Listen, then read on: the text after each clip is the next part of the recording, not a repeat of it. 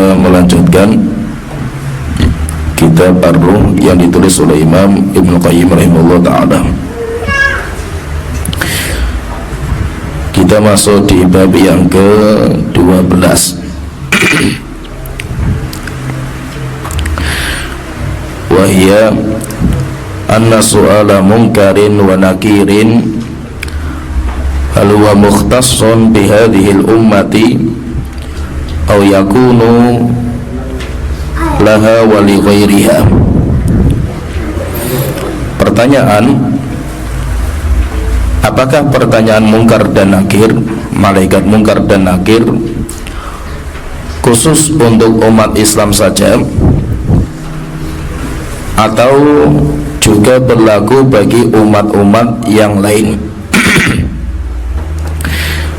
Yaitu maksudnya, kita percaya bahwa orang ketika masuk di alam kubur, mereka nanti akan ditanya oleh malaikat mungkar dan nakir.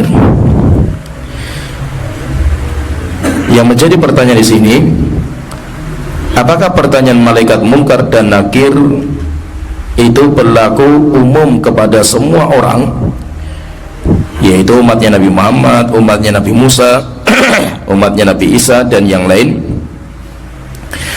atau pertanyaan malaikat mungkar dan nakir khusus hanya untuk umat Islam saja? Maka dalam masalah ini para ulama berbeda pendapat menjadi 3 pendapat. Para ulama berbeda pendapat menjadi 3 pendapat. Pendapat yang pertama, dan semua yang berpendapat ini adalah ulama Ahlussunnah wal Jamaah. Pendapat yang pertama bahwa, yaitu mengatakan bahwa pertanyaan malaikat mungkar dan nakir khusus kepada umat Islam. Berarti umatnya Nabi Musa ketika meninggal dunia tidak ada pertanyaan malaikat mungkar dan nakir. Demikian juga nabi-nabi yang lain. Ini pendapat yang pertama. Dan pendapat yang pertama ini adalah pendapat Imam Abu Abdillah At-Tirmidzi. Imam Abu Abdillah At-Tirmidzi, beliau mengatakan, kata Imam Tirmidzi, innama su'alul mayyiti fi hadhil ummati khassatan, sesungguhnya pertanyaan malaikat mungkar dan nakir kepada orang yang meninggal hanya berlaku untuk umat ini saja, yaitu umat Islam. Li'annal umama qablana kanatir rusulu ta'tihim bir risalati. Kenapa kok hanya berlaku untuk umat ini saja? Karena kalau umat-umat terdahulu, umatnya Nabi Isa, Nabi Musa, Nabi Ibrahim dan yang lain, ketika datang Rasul kepada mereka, Rasul datang kepada mereka untuk mendakwahkan dakwah tauhid, maka kalau umatnya tidak beriman kepada Rasul-Rasul itu, langsung mereka diazab oleh Allah Ta'ala di dunia.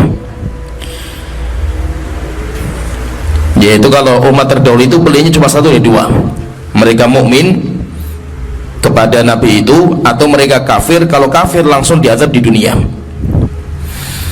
Falamma ba'atha Allahu Muhammadan birrahmati amanan lil khalqi. Tetapi ketika Allah mengutus Nabi Muhammad, Nabi Muhammad diutus dengan membawa rahmat, dengan membawa rahmat, di mana rahmat itu nggak ada di umat sebelumnya. Sebagaimana Allah Ta'ala berfirman dalam surat Al-Anbiya ayat 107, wa ma arsalnaka illa rahmatan lil alamin. Tidaklah kami mengutus engkau Muhammad kecuali rahmat bagi semesta alam. Semesta alam itu mencakup orang muslim, orang kafir, bahkan binatang. Sehingga Nabi Muhammad datang untuk memberikan rahmat hatta kepada orang kafir. Apa rahmat yang Allah berikan kepada orang kafir dengan diutusnya Nabi Muhammad? Yaitu Allah menahan azab. Allah menahan azab.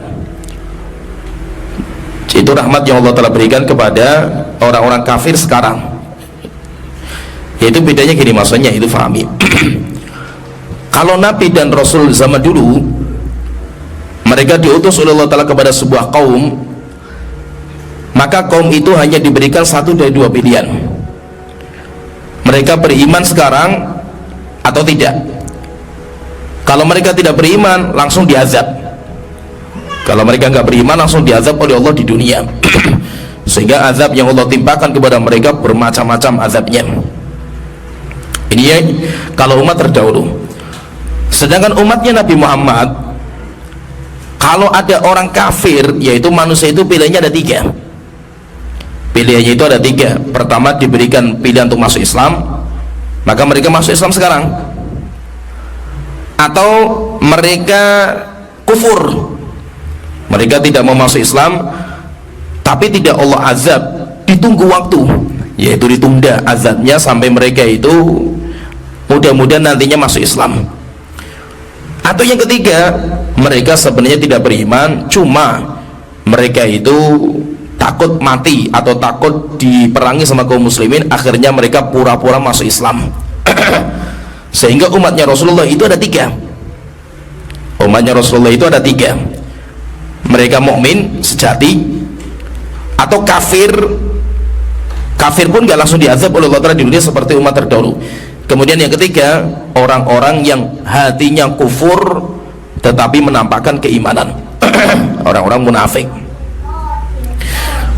Kata beliau, kata Imam Tirmidzi ini, maka ketika di umat Islam ini ada kemunafikan, di mana orang munafik ini gak jelas ini, dia zahirnya muslim tapi hatinya kufur, maka orang seperti ini harus dibongkar tentang kekufuran dia, sehingga nanti ketika orang itu meninggal dunia, Allah akan mendatangkan dua malaikat. Setiap umatnya Rasulullah meninggal dunia, datangkan dua malaikat untuk mengetes isi hatinya. Jadi isi hatinya seperti apa? Tujuannya apa? Allah Ta'ala berfirman dalam surah Al-Anfal ayat ke-73, liyamizallahul khabitha minat thayyib. Tujuannya supaya Allah bisa memisah-misahkan mana yang baik dan mana yang buruk. Kalau tidak ada pertanyaan malaikat, mungkar dan nakir nggak ketahuan. Maka ketika umat Islam itu ada tiga manusia itu, umat Islam itu ada tiga, yaitu umatnya Nabi Muhammad, maksudnya umatnya Nabi Muhammad yang diutus Nabi Muhammad kepada mereka, itu ada tiga. Ada yang mukmin, ada yang kafir, ada yang di tengah-tengah. Dia zahirnya muslim tapi hatinya kufur. Maka umat ini harus ditanya ketika masuk di alam kubur. Tujuannya itu apa? Untuk beda-bedakan mana yang mukmin sejati, mana yang kafir, dan mana yang munafik. Sehingga kata pendapat yang pertama, sehingga pertanyaan malaikat mungkar dan nakir hanya berlaku untuk umat Nabi Muhammad. Sedangkan umatnya Nabi Musa nggak ada pilihan, umatnya Nabi Isa nggak ada. Yang ada pertanyaan hanya umatnya Nabi Muhammad. Kenapa? Karena umatnya Nabi Muhammad itu ada yang mukmin kepada beliau, ada yang kafir kepada beliau, ada juga yang zahirnya muslim tetapi hatinya kufur, sehingga mereka perlu dites ketika mereka masuk di alam kubur. Ini pendapat yang pertama. Jadi pendapat yang pertama, apakah pertanyaan malaikat mungkar dan nakir itu khusus kepada umat Islam saja atau umum kepada semua? Pendapat yang pertama kita sebutkan bahwa pertanyaan malaikat mungkar dan nakir khusus kepada umatnya Nabi Muhammad. Sedangkan umat-umat Nabi sebelumnya tidak. Kenapa seperti itu? Karena umatnya Nabi Muhammad itu ada tiga. Sedangkan umat nabi-nabi sebelum Nabi Muhammad itu cuma dua bedanya, mereka mukmin atau kafir, nggak ada yang ketiga. Tidak ada yang ketiga. Maka ketika umat Islam atau umatnya Nabi Muhammad itu ada yang muslim, ada yang kafir, ada yang munafik, dan munafik itu nggak ketahuan di dunia, maka mereka harus dites untuk membeda-bedakan mana yang mukmin, mana yang kafir, dan mana yang munafik. Ini pendapat yang pertama. Pendapat yang kedua, wa khalafa fi dzalika akharun. Ada juga ulama yang berpendapat kedua, bahwa pertanyaan malaikat mungkar dan nakir umum kepada semua manusia, baik itu umatnya Nabi Muhammad atau umatnya Nabi Isa, umatnya Nabi Musa, dan nabi-nabi sebelumnya. Ini pendapatnya Imam Abdul Haq Al-Ishbili. Kemudian ini juga pendapatnya Imam Al-Qurtubi. Imam Al-Qurtubi bukan Imam Al-Qurtubi ahli tafsir, tapi beliau punya kitab namanya kitab Al-Tazkirah fi Umulil Akhirah. Itu kitab yang beliau tulis, Imam Al-Qurtubi. Jadi kalau pendapat yang kedua, semuanya ditanya. Nanti ditanya sesuai dengan nabinya. Kalau dia umatnya Nabi Musa, ya yang ditanya tentang Nabi Musa. Bagaimana pendapat kamu? Atau waman nabiyuka, siapa nabimu? Maka dia mengatakan Musa, karena mereka pengikutnya Nabi Musa, bukan Nabi Muhammad. Sehingga semua umat ketika masuk di alam kubur pasti semuanya akan ditanya. Semuanya akan ditanya tentang apa? Ya tentang agamanya, Tuhannya, dan nabinya. Terus nabinya siapa? Nabinya ya sesuai dengan nabi yang diutus kepada mereka. Ini pendapat yang kedua. Pendapat yang ketiga, wa tawaqqafa fi dzalika akharun. Ada juga ulama-ulama yang milih diem. Jadi pendapat yang ketiga mengatakan wallahu alam, kita nggak menetapkan ditanya semuanya, atau kita juga tidak menetapkan khusus hanya untuk umat Islam. Kita milih untuk diam dalam masalah ini. Kenapa diam? Karena dalilnya tidak ada yang pasti. Dalilnya itu masih perdebatan. Dan di antara ulama yang berpendapat seperti ini adalah Imam Ibnu Abdul Bar, termasuk ulama besar al-hadis mazhab Malikiyah. Beliau pendapatnya seperti itu. Berarti ininya di sini dalam perkara ini, apakah pertanyaan malaikat mungkar dan nakir kepada umatnya Nabi Muhammad saja atau kepada yang lain? Maka berarti ada tiga pendapat. Pendapat yang pertama mengatakan bahwa pertanyaan malaikat mungkar nakir khusus hanya untuk umat Islam. Itu pendapat Imam Tirmidzi. Yang kedua, pertanyaan malaikat mungkar nakir umum kepada semua umat. Ini pendapatnya Al-Ishbili dan pendapat Imam Al-Qurtubi. Kemudian ketiga, berpendapat tawakuf. Tawakuf itu diam, yaitu tidak memberikan jawaban apakah ditanya semuanya umum atau khusus. Ini pendapat Imam Ibnu Abdul Bar. Setelah itu beliau mendiskusikan masalah dalil yang ada, yaitu dalil-dalil masalah ini. Kata beliau, kata Imam Qayyim, ada beberapa dalil memang yang itu menunjukkan khusus, pertanyaan itu khusus kepada umat Islam saja, sehingga itu dipakai oleh ulama-ulama yang mengatakan bahwa pertanyaan itu khusus, atau pendapat yang pertama. Maksudnya dari sini nanti kita coba latihan cara istinbat. Jadi kalau kita itu menetapkan sebuah hukum, yang kita perlukan itu yang pertama dalil. Dalilnya dulu kita pelajari, dalilnya sahih atau tidak. Setelah kita tahu dalilnya, setelah itu kita masuk ke istinbat, pendalilan. Pendalilannya seperti apa? Kalau kita sudah dapat pendalilan, setelah itu baru masuk ke hukum. Nah, jadi untuk sampai kepada hukum tidak bisa hanya pakai dalil. Kita tahu dalilnya sahih, tapi untuk sampai kepada hukum A itu butuh namanya istinbat.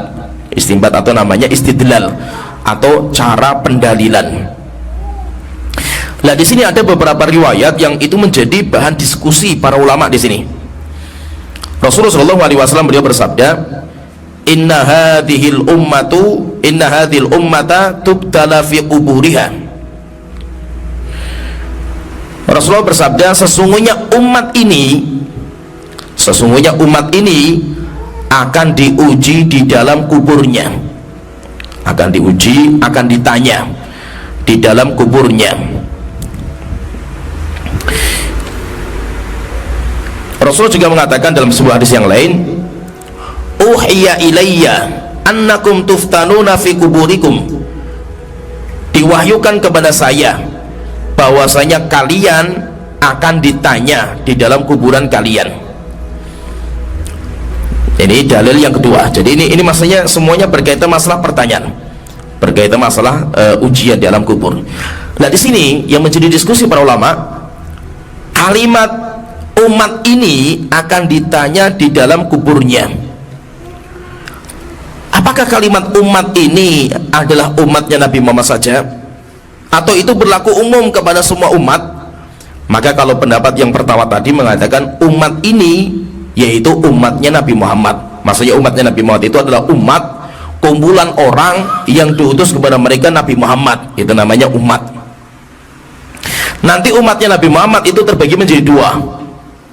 Umatnya Nabi Muhammad terbagi menjadi dua. Yang pertama dinamakan dengan ummatud dakwah. Ummatud dakwah, umat Nabi Muhammad yang beliau dakwai. Siapa itu? Ya manusia, jin, itu semuanya umatnya Nabi Muhammad setelah beliau diangkat menjadi Rasul. Itu semuanya namanya umat dakwah. Yang kedua, umat beliau yang kedua namanya ummatul ijabah. Jadi ada umat dakwah, ada namanya ummatul ijabah. Kalau ummatul ijabah adalah umatnya Nabi Muhammad yang beriman kepada beliau. Umat Nabi Muhammad yang beriman kepada beliau itu namanya umat ijabah. Umat yang memenuhi panggilan Rasulullah SAW, itu namanya ummatul ijabah. Sekarang pertanyaan misalkan ya, berarti orang-orang Kristen dan Yahudi itu umatnya Rasulullah enggak? Ini sekarang kita banyak kan, agama itu banyak sekali, Yahudi, Kristen, Hindu, Buddha, Majusi, Konghucu, atau termasuk juga ateis. Pertanyaan, orang-orang Hindu, Buddha, Konghucu, ateis, Yahudi, Nasrani, pertanyaan, mereka termasuk umatnya Rasulullah atau bukan? Ayo, umatnya Rasulullah atau bukan? Ayo. Antum melihat tetangga antum orang Kristen atau tetangga antum orang Yahudi, pertanyaan, ini orang Kristen itu umatnya Rasulullah atau bukan? Hah? Mereka umatnya Rasulullah tapi bukan umatnya Rasulullah. Terus yang benar yang mana ini? Mereka umatnya Rasulullah tapi mereka bukan umatnya Rasulullah. Maksudnya apa? Mereka umatnya Rasulullah, yaitu umat apa? Dakwah. Karena mereka diperintahkan untuk beriman sama Rasulullah kan itu. Tapi mereka bukan umatnya Rasulullah, maksudnya bukan ummatul ijabah, karena mereka tidak beriman sama Rasulullah. Ya, jadi umat Rasulullah itu ada dua, ada ummatul dakwah, yaitu umat yang wajib beriman sama beliau, itu namanya ummatul dakwah. Yang kedua namanya ummatul ijabah, umat yang mereka itu beriman sama Rasulullah SAW, namanya ummatul ijabah. Nah, jadi di sini Rasulullah ketika mengatakan umat ini akan ditanya di dalam kuburan mereka, ini apakah umat itu, maksudnya umat ini itu adalah umatnya Nabi Muhammad atau semua makhluk, seperti kalimat rahmatan lil alamin, semua? Maka kalau pendapat yang pertama mereka mengatakan enggak, ini khusus, ini ayat ini, hadis ini khusus. Yang dimaksud dengan umat ini ya umat yang diutus kepada mereka seorang Rasul, yaitu Rasulullah Nabi Muhammad. Berarti kalau yang tidak diutus kepada mereka Nabi Muhammad, kaumnya Nabi Isa, Nabi Musa, berarti mereka bukan masuk dalam hadis ini. Berarti mereka nggak ditanya. Kalau pendapat yang kedua mengatakan, pendapat yang kedua, umat dalam hadis ini itu adalah semua makhluk. Sehingga semua makhluk akan ditanya. Maksudnya berarti baik umatnya Nabi Musa, Nabi Ibrahim, semuanya akan ditanya. Ini pendapat yang kedua. Karena maka pendapat yang kedua mengatakan umum.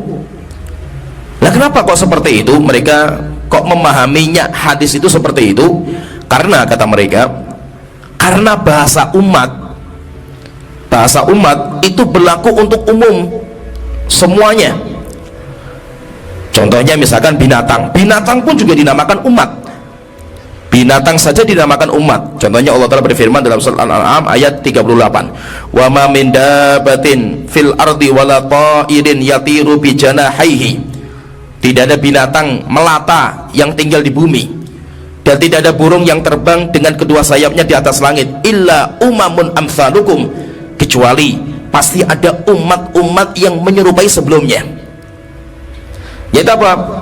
Kalau kita melihat ada burung terbang, yo dari dulu itu sudah ada sejak zaman dulu umat seperti itu. Yang dimaksud dengan umat itu apa? Makhluk. Contohnya lagi, misalkan Rasulullah mengatakan ketika melihat anjing, Rasulullah mengatakan laula anna hadzal kilaba ummatun, jika seandainya anjing ini enggak termasuk umat dari umat yang Allah telah ciptakan, la amartu biqatliha, saya akan perintahkan manusia untuk membunuh anjing. Kenapa? Karena anjing itu nggak boleh dimakan. Tetapi Rasulullah tidak berani. Kenapa? Karena anjing juga termasuk umat. Demikian juga kisah seorang nabi yang digigit semut. Digigit semut, setelah itu dia marah, kemudian mencari sarang semut. Sarang semutnya itu di mana? Dapat sarang semutnya, dibakar semuanya. Akhirnya Allah berikan wahyu kepada nabi itu, dimarahi. Apakah gara-gara satu semut yang menggigit kamu, aharokta ummatan minal umami tusabbih, kamu membakar satu umat, yang satu umat itu bertasbih kepada Allah Ta'ala.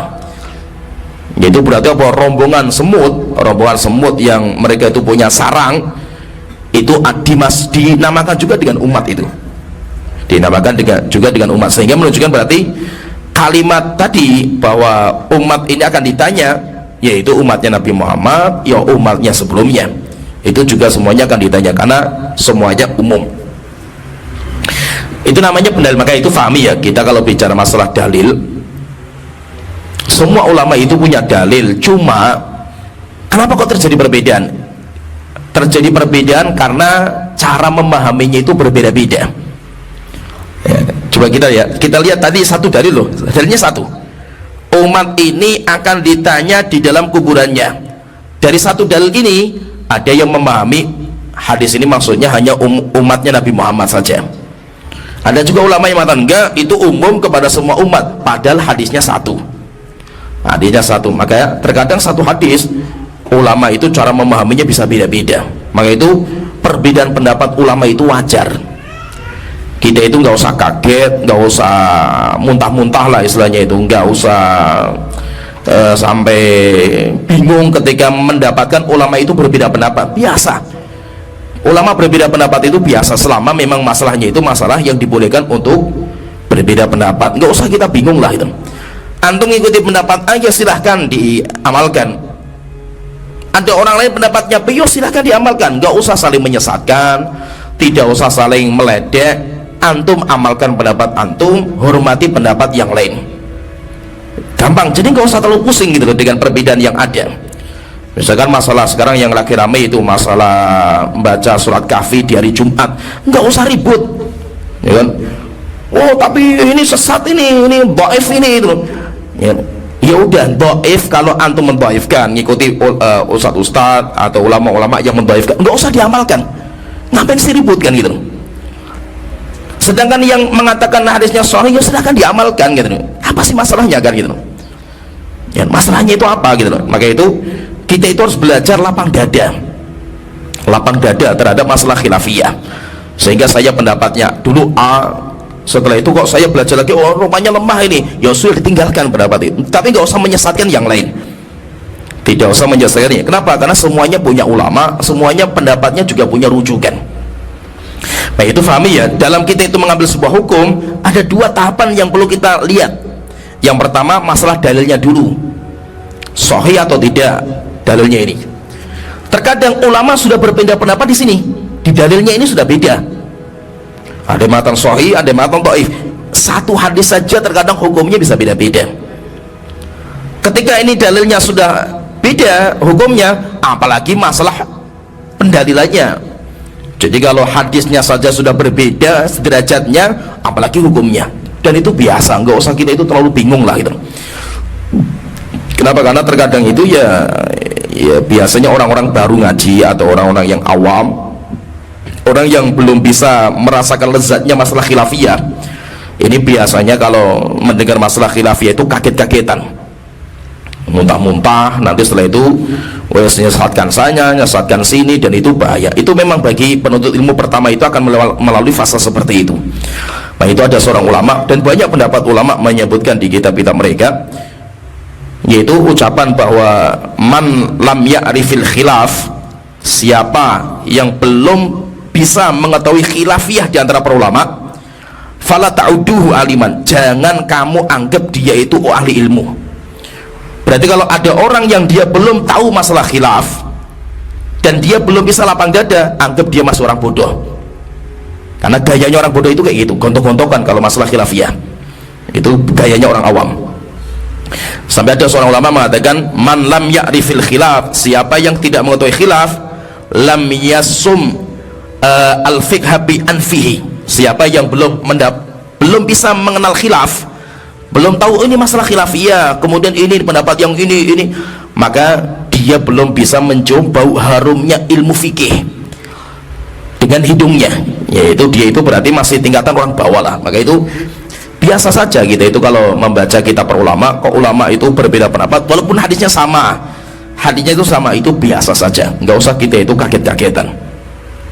Walaupun ini masalah akidah, ini kan bukan masalah fikih.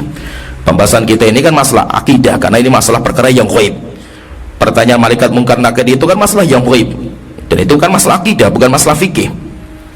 Kalau fikih kan masalah ibadah, ini masalah ghaib, karena kita bicara masalah alam ghaib. Dan masalah yang ghaib itu kan masalah akidah, masalah iman. Rupanya masalah iman saja ada yang khilafiyah, dan ada yang khilafiyah. Syekhul Islam pernah membahas panjang lebar di Majmu' Fatawa tentang masalah saya pengen nyebutkan bahwa orang bisa mengetahui masalah khilafiyah itu lezat sekali. Kelezatan ilmu itu di situ. Kelezatan ilmu itu ketika kita bisa mengetahui masalah khilafiyah di antara para ulama, dan kita bisa mendudukkan ini masalah khilaf, sehingga saya ambil pendapat A dan saya hormati pendapat B, dan saya tidak bisa menyesatkan mereka. Orang sampai tingkatan seperti ini itu dia akan merasakan lezatnya ilmu. Lezatnya itu nanti di situ. Syekhul Islam pernah membahas panjang lebar di Majmu' Fatawa tentang khilaf para ulama, panjang sekali khilafnya itu, yang berkaitan dengan ahlul kitab yang boleh dimakan dagingnya, sembelihan, yaitu daging sembelihannya boleh dinikahi putri mereka. Orang Kristen, seorang perempuan orang Kristen boleh dinikahi sama kaum muslimin, kan itu sembelihan orang Kristen boleh dimakan. Orang Kristen siapa ini? Khilafnya panjang sekali para ulama dalam masalah ini. Ada yang mengatakan orang Kristen yang kakek, nenek, dan usulnya mereka itu beriman kepada agama yang murni, Kristen yang belum dirubah, dan yang lainnya khilaf panjang. Syekhul Islam membongkar semua masalah khilafiyah ini, kemudian ulama hujahnya apa, kemudian didiskusi sama beliau. Setelah itu apa kata beliau? Setelah beliau merojehkan, setelah itu beliau mengatakan, dan masalah ini adalah masalah yang sangat lezat sekali. Setelah itu beliau mengatakan, tidak ada orang yang merasakan lezatnya pembahasan ini kecuali orang-orang yang sudah tingkatan bisa mengerti masalah khilafiyah. Kalau belum tahu masalah khilafiyah, nggak akan merasakan lezatnya pembahasan ini. Yang isinya cuma bahwa sesat, kamu kalau nggak ikut saya sesat, pokoknya itu nggak ada masalah khilaf, masalah ini, sehingga tidak akan merasakan lezatnya sebuah khilafiyah. Sehingga maksudnya itu saya jelaskan supaya kita itu lebih paham. Mari kita itu belajar untuk lapang dada, ya. Terkadang hadisnya sahih, satu hadis, tapi cara memahami bisa beda-beda, dan itu biasa, para ulama itu biasa kayak gitu. Maka nggak usah kita itu terheran-heran. Kalau pendapatnya Imam Al-Qayyim sendiri, setelah beliau menyebutkan ada 3 pendapat, maka beliau mengatakan wadh-dhahir wallahu alam. Pendapat yang paling dhahir bagi saya, paling kuat bagi saya, wallahu alam, dan itu ilmunya semuanya Allah yang lebih mengetahui. Anna kulla nabiyyin ma ummatihi kadzalika. Kalau pendapat saya, pendapatnya beliau, bahwa semua umat akan ditanya bersama dengan nabi mereka masing-masing, yaitu ditanya tentang man nabiyuka, ya nabinya mereka. Wa annahum mu'adzabuna fi quburihim ba'da su'ali lahum, dan kalau mereka tidak bisa menjawab pertanyaan malaikat, mereka juga akan diazab. Contohnya misalkan umatnya Nabi Musa ditanya man nabiyuka, nggak bisa menjawab pertanyaan malaikat, azab, mereka juga akan diazab. Seperti umat Islam, fa iqamatil hujjati alaihim, tujuannya itu apa? Karena Allah ingin menegakkan hujjah kepada mereka. Kama yu'adzabuna fil akhirati ba'da su'al, sebagaimana nanti di hari kiamat mereka pun juga akan diazab oleh Allah Ta'ala setelah semuanya didudukkan, ditimbang, setelah itu ditanya, diskusi, dihisab, maka nanti mereka akan diazab. Ini tarjih dari Imam Ibnu Qayyim rahimahullah ta'ala. Jadi kalau tarjihnya beliau, bahwa pertanyaan malaikat mungkar dan nakir itu berlaku untuk semua umat yang memiliki nabi-nabi, yaitu yang mereka punya nabi, kecuali kalau umat yang tidak punya nabi. Umat yang tidak punya nabi, yaitu siapa? Itu ahlul fatrah, itu nanti ada pembahasan sendiri. Tapi kalau umat itu punya nabi, maka nanti akan ditanya. Ditanya man rabbuka wa ma dinuka wa man nabiyuka. Kita masuk di pembahasan yang berikutnya, bab yang ke-13. Wa ammal mas'alatu tsalitsata asyarata. Sedangkan bab yang ke-13, pertanyaan yang ke-13, wa hiya annal atfal hal yumtahanuna fi quburihim. Pertanyaan, apakah anak kecil yang meninggal sebelum balik mereka juga ditanya? Yaitu kalau kita punya bayi, qadarullah anak kita itu meninggal dunia ketika masih bayi. Pertanyaan, ini anak ini ditanya di alam kuburnya atau tidak? Itu akan ditanya sama malaikat munkar dan nakir atau tidak. Ikhtalafan nasu fi dzalika ala qaulin. Ulama dalam masalah ini berbeda pendapat menjadi dua pendapat. Berbeda pendapat menjadi dua pendapat. Ada yang mengatakan ditanya, ada yang mengatakan tidak ditanya. Huma wajhani li ashabi Ahmad. Dan dua pendapat ini, dua pendapat ulama yang berbeda, ada yang mengatakan ditanya, ada yang mengatakan tidak. Itu juga dua pendapat ini ada di mazhabnya Hambali, yaitu di murid-muridnya Imam Ahmad, murid-muridnya, kemudian ya dalam mazhab atau ulama-ulamanya dalam mazhab Hambali lah, mereka juga seperti itu. Ibnu Qayyim kan termasuk ulama mazhab Hambali juga, yaitu dalam mazhab Hambali saja dalam masalah ini juga mereka berbeda pendapat menjadi dua pendapat. Sehingga intinya anak kecil yang meninggal dunia sebelum balik mereka ditanya atau tidak, maka ulama berbeda pendapat menjadi dua, ada yang ditanya, ada yang tidak. Setelah itu beliau mengatakan wa hujjatu man qala innahum yus'alun. Sekarang kita belajar dalilnya. Dalil ulama yang mengatakan anak kecil akan ditanya, yaitu anak kecil itu ditanya di dalam kuburnya. Dalilnya apa? Kata mereka, annahu tushra'us sholatu alaihim. Dalil mereka yang pertama, karena dianjurkan untuk mensolatkan jenazah. Sholat jenazah itu kan doa, ya kan? Sholat jenazah itu kan doa kan itu. Kalau anak kecil meninggal dunia disolatkan jenazah, didoakan, berarti kenapa kita doakan? Karena dia juga ditanya. Kalau dia nggak ditanya langsung mendapatkan kenikmatan, ngapain kita doakan kan gitu? Wong dia sudah bagus kan gitu. Seperti para nabi dan rasul, kenapa kita nggak mendoakan mereka? Misalkan para nabi dan rasul jelas mereka sudah masuk surga. Yaitu kenapa kata mereka? Karena yaitu alasannya kenapa kok anak kecil itu juga ditanya, karena dianjurkan kita untuk mensolatkan mereka. Wa doa ilahum, dan kita dianjurkan untuk mendoakan mereka di luar solat. Kalau dalam solat kan kita ada doa, di luar solat pun kita dianjurkan mendoakan. Wa su'alullahi ayyaqiyahum azabil qabri wa fitnatil qabri. Bahkan kita dianjurkan untuk minta sama Allah supaya Allah menjaga mereka dari azab kubur dan fitnah kubur. Seperti misalkan doanya Rasulullah pernah, kata Abu Hurairah, Abu Hurairah radhiyallahu anhu, beliau mengatakan annahu shalla ala janazati sabiyyin. Pernah Rasulullah SAW itu mensolatkan jenazah bayi yang meninggal dunia. Fasumi amin doaihi, dan didengar, yaitu para sahabat mendengar di antara doanya Rasulullah, Allahumma qihi azabal qabri. Tuhanku, lindungilah anak ini dari azab kubur. Lindungilah anak ini dari azab kubur. Hadis yang kedua dari Aisyah radhiyallahu anha, beliau mengatakan annahu murra 'alaiha bi janazati sabiyyin shaghir. Pernah Aisyah itu sedang duduk, tiba-tiba ada jenazah bayi yang sedang dibawa ke kuburan. Fabakat, tiba-tiba Aisyah itu menangis. Faqilalaha, akhirnya ditanyakan kepada beliau, ma yubkiki ya ummul mukminin, wahai Aisyah, apa yang membuat kamu menangis?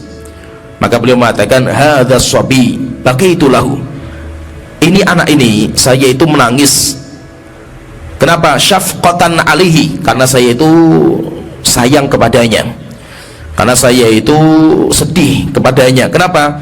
Min dummatil qabri, karena anak sekecil ini dia nanti akan merasakan himpitan kubur. Anak itu nanti akan merasakan himpitan kubur.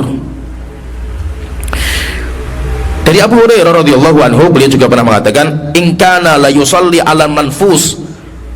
Abu Hurairah itu kalau sholat, mensolatkan jenazah, dan jenazah itu ma in amila khati'atan qattu, belum pernah beramal keburukan, yaitu bayi.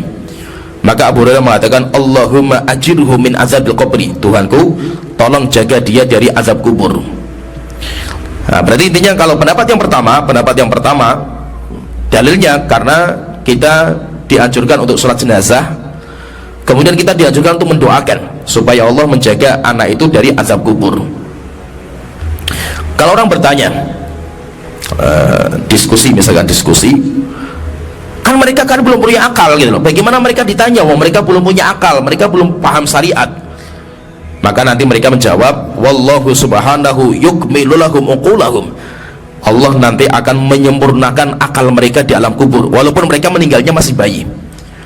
Liya'rifu bidzalika manzilatahum, ya, supaya Allah mengetahui tentang bagaimana tingkatan mereka. Wa yulhamunal jawab, kalau dia itu orang yaitu masih bayi, nanti Allah akan memberikan ilham jawaban kepada mereka.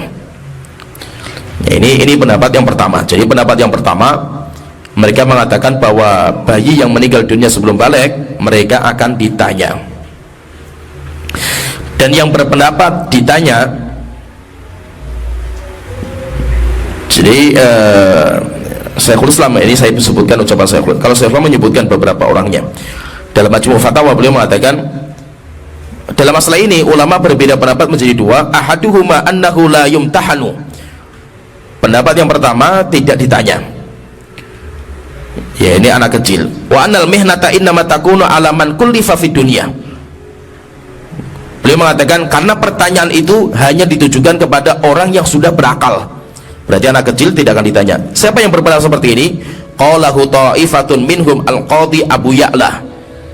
Orang yang berpendapat seperti ini adalah Imam Abu Ya'la al-Hambali, ulama besar mazhab Hambali, Imam Abu Ya'la. Demikian juga Imam Ibnu Aqil, itu juga ulama besar mazhab Hambali.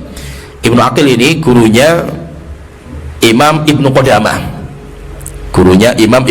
dan beliau Ibnu Aqil ini Masya Allah, ini kalau kita baca biografinya beliau itu adalah ulama yang rajin dalam menulis, sehingga tulisannya itu banyak sekali, sampai disebutkan itu beliau itu ngarang sebuah kitab namanya kitab yaitu kitab, intinya kitab kumpulan, yaitu ada sebuah kitab tulisan beliau, yaitu kitab yang mengumpulkan semua ilmu, itu tebalnya 200 jilid. Imam Ibnu Aqil ini ulama besar mazhab Hambali. Ini pendapat yang pertama. Jadi pendapat yang mengatakan bahwa anak kecil nggak ditanya, itu pendapatnya Imam Abu Ya'la al-Hambali dan Imam Ibnu Aqil al-Hambali. Wasani, dan yang kedua, pendapat yang kedua, annahu yumtahan, bahwasanya anak kecil itu akan ditanya. Wa huwa qaulu aktsari ahli sunnah, dan itu pendapat mayoritas ulama ahli sunnah. Mayoritas pendapatnya mereka akan ditanya. Wa naqalahu Al-Hasan bin Abdus, dan Imam Abdul Hasan bin Abdus menukilkan bahwa ini pendapat murid-muridnya Imam Syafi'i. Pendapat murid-muridnya Imam Syafi'i, mereka pendapatnya ditanya. Sehingga tadi pendapat yang pertama yang kita sebutkan di kitab Ar-Ruh, ini berarti pendapat jumhur. Pendapat jumhur yang mengatakan bahwa mereka itu ditanya, anak-anak kecil itu ditanya, itu pendapat jumhur. Kemudian yang kedua, pendapat yang kedua ini saya bacakan di kitab Ar-Ruh. As-su'al innama yakunu liman aqala ar-rasul wal mursil. Kalau pendapat yang kedua enggak ditanya. Kenapa? Karena pertanyaan itu hanya ditujukan kepada orang yang berakal, sehingga dia memahami tentang Rasul, tentang siapa yang mengutus Rasul itu, yaitu Allah Ta'ala, dan agama yang dibahas sama Rasul itu, sehingga dia bisa menjawab. Kalau dia itu tidak memahami, bagaimana bisa dijawab? Maka beliau mengatakan, kata mereka, pertanyaan-pertanyaan itu kalau kita lihat jelas, man rabbuka wa madinuka wa man nabiyuka, jelas sekali bahwasanya mereka itu memahami tentang Allah, Nabi, dan memahami tentang Rasul. Entah nanti mereka beriman atau tidak, tapi mereka itu memahami. Kalau seandainya anak-anak yang belum faham risalah yang dibawa sama Nabi dan ditanya, fala faidata fi hadza soal, untuk apa ditanya? Nggak ada faedahnya pertanyaan, sehingga mereka tidak akan ditanya. Nanti ditanyakan kepada mereka, mereka didiskusikan. Kalau ditanyakan kepada mereka, loh terus kenapa kok di hari kiamat Allah bertanya sama mereka? Anak-anak kecil ditanya semua, anak-anak kecil juga dihisab. Maka mereka mengatakan, wa hadza bi khilafi imtihanihi fil akhirah. Pertanyaan di alam kubur beda dengan di hari kiamat. Apa bedanya? Fa innallaha subhanahu yursilu ilaihim rasulan. Allah mengutus kepada mereka seorang rasul, wa ya'muruhum bi ta'ati amrihi. Allah memerintahkan kepada mereka untuk taat kepada rasul itu. Wa uquluhum ma'hum, dan mereka memiliki akal. Faman ata'ahu minhum najah. Siapa yang taat sama rasul itu dia selamat. Wa man asahu adkhalahun nar. Siapa yang bermaksiat kepada rasul dia akan dimasukkan ke neraka jahanam.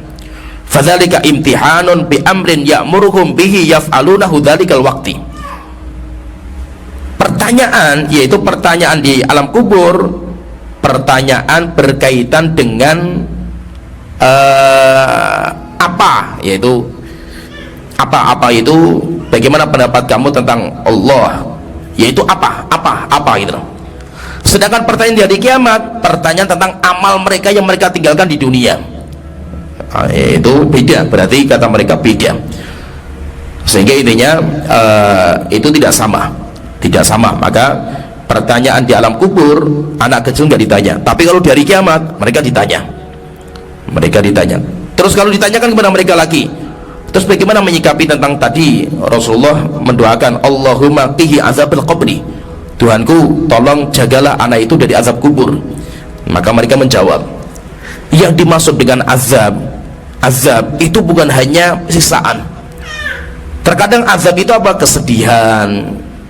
Orang sedih itu juga sedang diazab. Maka itu Rasulullah mengatakan, innal mayyit la yu'adzabu bi bukai ahlihi. Mayit akan diazab dengan tangisan keluarganya. Yang dimaksud dengan azab ini apa? Sedih. Mayit itu akan sedih dengan tangisan keluarganya.